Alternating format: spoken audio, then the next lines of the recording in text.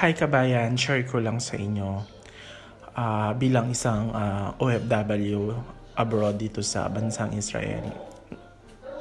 Akala nila pag OFW, akala nila mayaman na ako. Akala nila marami na akong pera. Akala nila nagdadamot ako. Akala nila ganun kadali ang pinagdadaanan namin dito.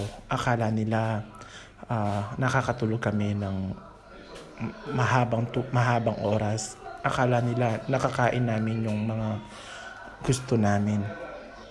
Akala nila pinupulot lang namin yung mga pera. Akala nila sarap buhay lang kami dito. Akala nila okay lang kami dito. Akala nila easy lang yung buhay namin dito sa abroad. Akala nila okay lang kami. Akala nila lagi kaming masaya. Akala nila lagi kaming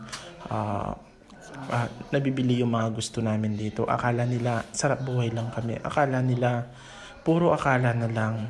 Minsan nakakapagod na. Kaya kayong mga nasa Pilipinas, advice ko lang, kumustahin nyo naman yung mga pamilya ninyo dito sa OFW. Kasi hindi nyo alam yung pinagdadaanan namin dito. Yung hirap at pagtitiis ang ginagawa namin dito. Okay? Kinikip namin yon at pinagdarasal namin yon para at least kahit papaano, kahit malayo kami sa aming pamilya, makakaraos kami para lang maibigay namin yung pangangailangan namin, at the same time matupad yung mga pangarap namin sa buhay.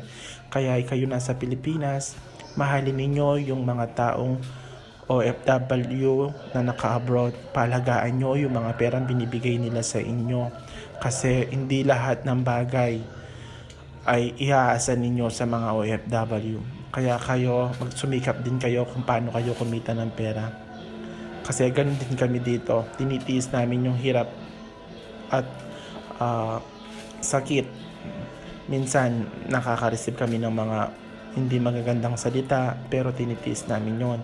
Pero syempre, kaya sinishare ko to kasi minsan akala nila yung nagdadamot ka, akala nila hindi ka na namamansin, akala nila, syempre, di ba, bago mo unahin yung iba, unahin mo muna yung sarili mo. Kasi pag kami naman ay nagkasakit dito, sino bang tutulong sa amin? Hindi naman yung employer namin. Syempre, kami rin yung naman tutulong sa sarili namin. Kaya dapat paalagahin nyo yung mga bagay na binibigay ng mga mahal nyo sa buhay dito sa abroad. Kasi iba ang aming pinagdadaanan. Salamat.